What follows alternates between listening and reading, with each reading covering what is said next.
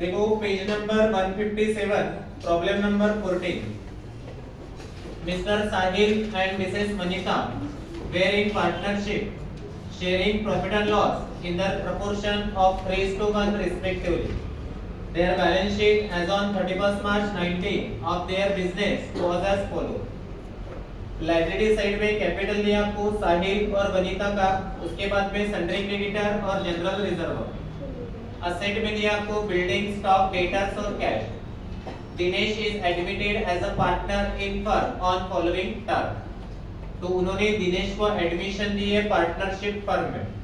तो कंडीशन देखो क्या दी है. He shall have 1/4 share in profit of the firm. तो उसे फर्म के प्रॉफिट में 1/4 शेयर्स देना है बोलते, मतलब ये उसका हिस्सा हो गया प्रॉफिट का. Dinesh shall bring in cash rupees 60,000 as his capital and rupees 30,000 as his shares of goodwill. तो दिनेश ने 60,000 रुपए कैपिटल लाना है और 30,000 रुपए जो है वो गुडविल लाना है. Building overvalued by 12,000 and stock is undervalued by 20% in the book. These assets are to be adjusted at their proper values. तो बिल्डिंग जो है वो 12,000 रुपए से ओवर वैल्यूड है बोलते, और जो स्टॉक है वो 20% से अंडर वैल्यूड है. तो उसे ये असेट को आपको एडजस्ट करना है बोलते उनके प्रॉपर वैल्यू से. तो ये एडजस्टमेंट थोड़ी डेंजर है, ध्यान रखना.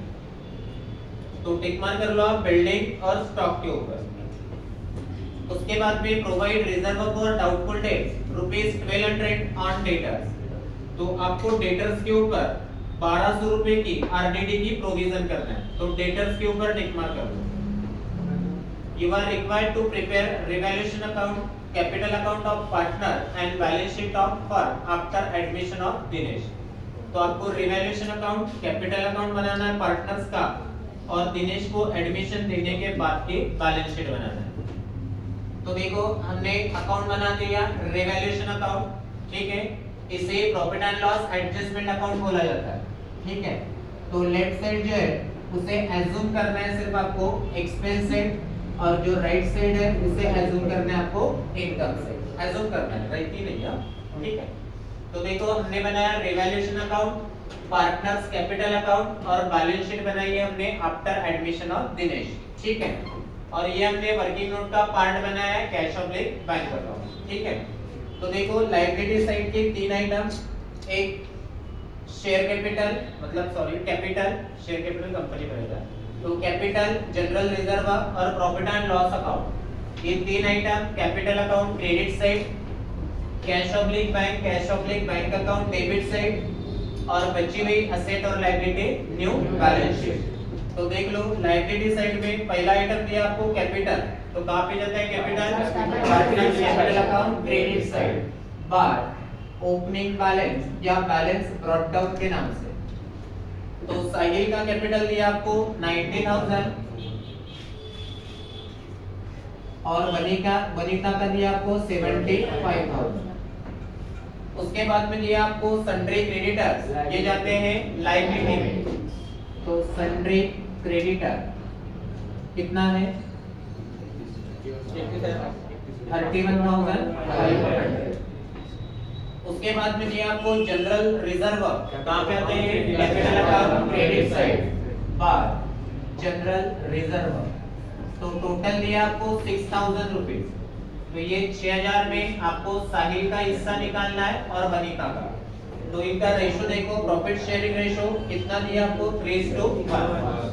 इसका 3 और इसका 1. 3 और 1 कितना होता है? 4. ये भी 4.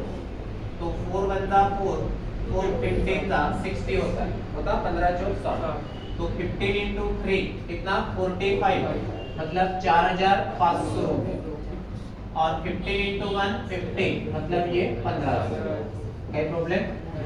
चलो उसके बाद में देख लो असेट साइड में पहली असेट दी आपको बिल्डिंग. कहां पे आती है बिल्डिंग? Asset side. तो इनर में लिख लेना एडजस्टमेंट है. अमाउंट बोल दो 90,000. उसके बाद में दिया आपको स्टॉक, ये कहां पे आता है? असेट में. कितना है अमाउंट 60,000। तो इसके ऊपर भी एडजस्टमेंट है, इसे भी इनर नहीं। उसके बाद में दिया आपको डेटर्स, कहाँ पे आपके डेटर्स असेट, तो डेटर्स कितना है 46,500, एक्स्ट्रा पर एडजस्टमेंट है इनर में। उसके बाद में दिया आपको कैश, तो ये आएगा कैश ऑफ बैंक के debit side to opening balance या बैलेंस ब्रॉट डाउन के नाम से, तो कितना दिया आपको 6,000। ठीक है, चलो अभी देख लेंगे एडजस्टमेंट। तो he shall have 1/4 share in profit of the firm, तो उसे 1/4 शेयर देना है प्रॉफिट में। ठीक है, तो ये आपकी इंफॉर्मेशन है। ठीक है, एडजस्टमेंट नहीं है। उसके बाद देखो Dinesh shall bring in cash ₹60,000 as his capital, तो दिनेश ने 60,000 रुपए कैश लानी है बोलते हैं एज अ कैपिटल करके। ठीक है, तो हमने एडमिशन दी है दिनेश को, तो दिनेश ने 60,000 रुपए कैपिटल लाया। तो कैपिटल कौन से फॉर्मेट में लाया उसने, कैश में। तो हमारे फर्म में क्या आ गई, कैश। तो कैश ऑब्लिक बैंक के डेबिट में लिखना है आपको टू दिनेश कैपिटल के नाम से, टू दिनेश कैपिटल अकाउंट। तो कितना लाया 60,000। अभी आपको दूसरा एफर्ट करना है, तो दिनेश कैपिटल डेबिट है, ट्रांसफर कर दो दिनेश को दिनेश में। तो डेबिट में है तो कहां पे जाएगा, क्रेडिट में, नाम अकाउंट का, तो by cash oblique bank account. ठीक है, अमाउंट लिख लो दिनेश के कॉलम में कितना 60,000। उसके बाद में देख लो, उसके बाद में दिया आपको and 30,000 as a share of goodwill, और उसने उसके हिस्से की जो गुडविल है वो कितनी लानी है बोलते हैं 30,000। तो गुडविल लाई उसने 30,000 रुपए, तो वो भी कौन से फॉर्मेट में लाई, कैश में। तो हमारे फर्म में क्या आ गई, कैश। तो कैश ऑब्लिक बैंक के डेबिट में लिखना है टू गुडविल अकाउंट के नाम से, टू गुडविल अकाउंट। तो कितना लाया 30,000। समझ में आया। तो पहला इफेक्ट कैश ऑब्लिक बैंक के डेबिट में, और दूसरा इफेक्ट हमेशा कहां पे होता है, पार्टनर्स कैपिटल के क्रेडिट साइड, तो by cash oblique bank account. तो देखो ये जो गुडविल है 60,000 रुपए, सॉरी 30,000 रुपए, ये आपको ओल्ड पार्टनर में क्या करना है, डिस्ट्रीब्यूट करना है। ठीक है, तो देखो 30,000 और रेशियो कितना दिया उनका 3:1। ठीक है, तो कितना 4 और ये 4 बराबर है।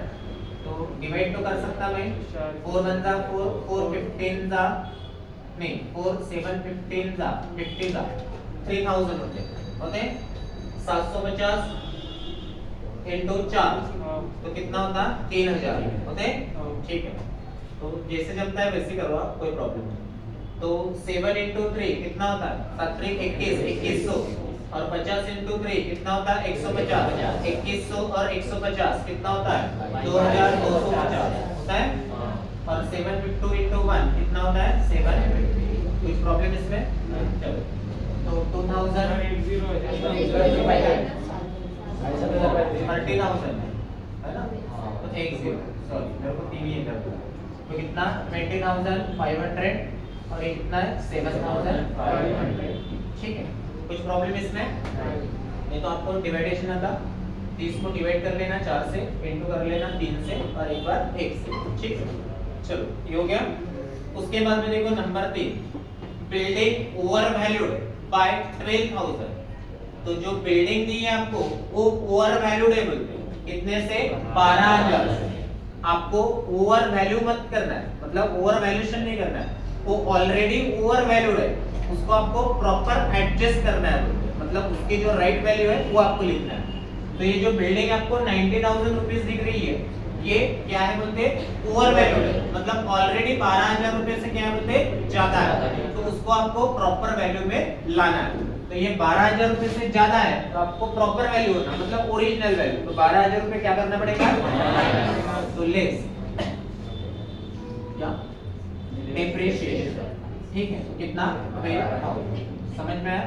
तो प्रॉपर वैल्यू कितनी होगी उसकी 78,000, मतलब वो एक्चुअल में 70-80 थी, तो आपने 12,000 रुपए उसको ओवर वैल्यू किया, तो आपको क्या करना है उसका राइट वैल्यू, मतलब 12,000 रुपए माइनस करना है। चलो, तो अभी दूसरा इफेक्ट करेंगे हम। ठीक है, तो हमारी जो असेट है ये 12,000 रुपए से कम होगी, तो जब असेट कम होती है तो एक्सपेंस लॉस बढ़ता है, क्या इनकम गेन बढ़ती है, एक्सपेंस लॉस। तो कहाँ पे लिखना पड़ेगा, डेबिट में। टू बिल्डिंग अकाउंट कितना है, 12,000। समझे ये? चलो उसके बाद में देख लो, and stock is undervalued by 20% in the book. और स्टॉक जो है वो 20% क्या है बोलते, अंडर वैल्यूड है, बराबर। तो आपको क्या करना पड़ेगा, उसको बढ़ाना पड़ेगा। तो ये जो स्टॉक है ये अंडर वैल्यूड है बोलते कितना, 20% से। मतलब ये जो स्टॉक है ये कितना परसेंट होगा, 80%। कितना परसेंट होगा, 80%। 80% मतलब कितना, 60,000। हमें उसको 100% करना है, मतलब इसमें 20% क्या करना पड़ेगा, बढ़ाना पड़ेगा। ठीक है, तो 20% कितना होता है, 80% मतलब 60,000, तो 20 मतलब कितना, 20 into 60,000 और डिवाइडेड बाय कितना, 80। ठीक है, तो 21 जा 20, 24 जा 80, तो 4 1 जा 4, 4 15 कितना होता, 60। तो कितना, 15,000। समझ में है ना? इसको क्या करना पड़ेगा, बढ़ाना पड़ेगा, प्लस ओवर वैल्यूएशन कितना, 15,000। समझ में आया, समझ में है ये? ठीक है, मतलब स्टॉक जो है वो अंडर वैल्यूड है 20% से। मतलब ये जो स्टॉक है वो कितना परसेंट होगा, 80%। तो 80% मतलब 60,000। हमें उसको राइट वैल्यू करना है, मतलब उसका 100% वैल्यूएशन करना है। तो इसमें 20% आपको बढ़ाना पड़ेगा। ठीक है, तो 80% मतलब 60,000, तो 20 मतलब कितना, तो कितना है आपका, 15,000। तो अभी हमने स्टॉक को बढ़ा दिया कितने से, 15,000 से। तो अभी देखो हमारी असेट बढ़ गई है 15,000 से। तो जब असेट बढ़ती है तो एक्सपेंस लॉस बढ़ता है या इनकम गेन बढ़ती है, इनकम गेन। तो क्रेडिट साइड में लिखो, बार स्टॉक अकाउंट कितना, 15,000। ठीक है, चलो उसके बाद में देख लो नेक्स्ट एडजस्टमेंट, प्रोवाइड आरटीडी for provide reserve for doubtful debts ₹1200 on debtors. तो आपको डेटर्स के ऊपर आरटीडी की प्रोविजन करना है। तो क्या करना पड़ता है, आरटीडी लेस आरटीडी कितना, 1200। अभी आपको दूसरा इफेक्ट, फिर से हमारी असेट कम होगी कितने से, 1200 से। तो जब असेट कम होती है तो हमारा एक्सपेंस लॉस बढ़ता है या इनकम गेन बढ़ती है, तो कहां पे लिखना पड़ेगा, डेबिट में। टू आरडीडी अकाउंट कितना है, 1200। ठीक है, समझे इतना? और कुछ एडजस्टमेंट है, कुछ भी नहीं है। ठीक है, चलो अभी कर लेंगे टोटल। तो देख लो क्रेडिट साइड पे ज्यादा है 15,000, इधर भी लिख लो 15,000। तो 15 में से 13,200 माइनस कर लो, तो कितने बचते हैं, 2,800, तो 2,800। तो ये बन गया आपका प्रॉफिट ऑन रिवैल्यूएशन। तो प्रॉफिट 12 और 13 दो में से, हाँ बराबर 18, तो 1800। ठीक है, तो 1800 बच गए। ठीक है, ये 15 में से ये 13 माइनस कर दो तो 2 बच गए, बराबर 2000 में से 2 से चले गए तो कितने, 1800। तो पहला नाम क्या है, साहिल। तो साहिल कैपिटल अकाउंट, और दूसरी कौन है, वनीता। तो वनीता कैपिटल अकाउंट। तो रेशियो दिया आपको 1800 रुपए का डिस्ट्रीब्यूशन करना है। रेशियो कितना है, 3, और ये कितना है, 1। तो 3 + 1 4, ये भी 4। अभी कर लो तो कितना होता है, 450, बराबर है ना? 4 से डिवाइड किया तो 450, 450 × 3, 3 चौक 12, 1200, 1200 और 150 कितना होता है, 1350, बराबर है। और ये कितना, 450। समझ में आया? चलो अभी ट्रांसफर कर देंगे, साहिल और वनीता डेबिट है, ट्रांसफर कर दो। डेबिट का क्या होता है, क्रेडिट, नाम अकाउंट का, by profit and loss adjustment account. ठीक है, तो देखो साहिल का है 1350 रुपए और वनीता का कितना है, 450। ठीक है, अभी हम कैपिटल अकाउंट को बंद कर देंगे। तो देखो क्रेडिट साइड में है 60,000, इधर भी लिख लो 60,000, बैलेंस कितना, 60,000। इधर देख लो 75 + 1 76, 76 और एक 77, 77 + 4 7 कितना, 84, 84 4 50, 84 4 50। इधर भी 84 4 50, बैलेंस भी 84 4 50। चलो उसके बाद में ये 90 + 4 94, 94 प्लस 20 कितना होता है?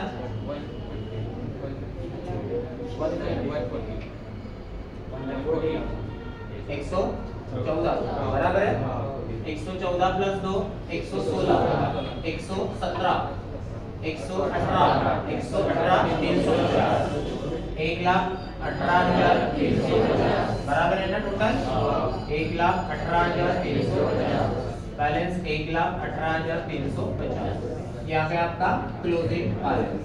ठीक है, तो ये क्या है आपका कैपिटल का। कैपिटल कहाँ पे आता है? लाइब्रेरी। तो कैपिटल तो देखो पहला नाम है साहिल। साहिल 1,18,350। उसके बाद में वनीता। वनीता का कितना है? 84,450। उसके बाद में दिनेश। दिनेश का कितना है? 60,000। टोटल कर लो कितना होता? 550 बचा 1 और 3 4 और 4 8 8 और 4 12 बचा 1 और 1 2 2 और 8 10 10 और 6 16 बचा 1 और 1 2 2,62,800 बराबर है 2,62,800। क्लियर? चलो अभी ये कैश अकाउंट ओपन है, इसको भी क्लोज कर लेंगे। ये 90 और 6 96। इधर भी कितना? 96 और बैलेंस भी कितना बचा? 96। तो नाम बार क्लोजिंग बैलेंस। ठीक है, ये क्या का बैलेंस है? कैश का। कैश कहाँ पे आती है? असेट में। कैश कितना है? 96,000। चलो अभी इनर काउंटर में निकाल लेंगे। चलो 60 प्लस 15 75। इसमें देख लो कितना? ये 45,300। ठीक है, टोटल कर लेंगे 0 0। तीसरा आइटम देख लो 3 14 आइटम 6 और 8 14 14 और 5 19 19 और 5 24 बचे कितने? 2 2 और 9 11 11 और 7 कितने होते हैं? 18 11 और 7 18 18 और 7 25 25 और 4 29। चलो इधर 0 0 8 और 5 13 बच्चे कितने? 1 और 2 3 और 1 4। उसके बाद में 6 और 3 9। उसके बाद में तो कितना? 2,94,300। ठीक है।